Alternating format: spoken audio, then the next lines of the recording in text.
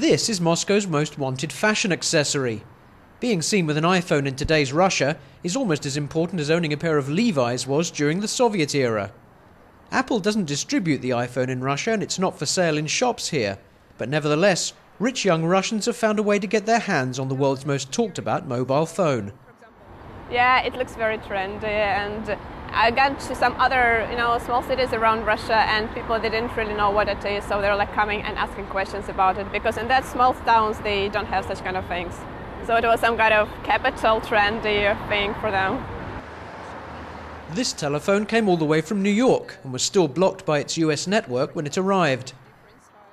Any Russian who buys an iPhone faces the same problem. Luckily, Moscow is bursting with iPhone specialists who can bypass Apple and help them. It took us some months to break Apple's operating system, and of course Apple is looking for other ways to protect itself. The procedure takes just 10 minutes.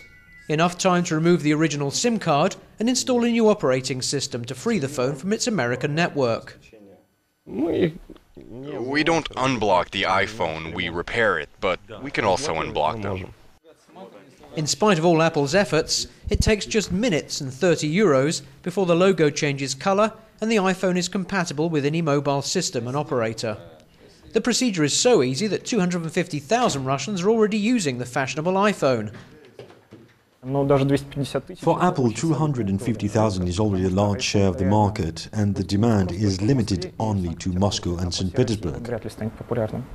In Europe or the United States, buying an iPhone means signing an exclusive contract for at least a year with a mobile network. According to this expert, such a system could never work in Russia. Even if they decided to launch their product in Russia, the iPhone would still be pirated and unblocked to avoid being dependent on a single provider. Anastasia Leonova is no exception. Her pirated iPhone works perfectly on her Russian network, and she wouldn't want to sign a contract to keep her coveted phone.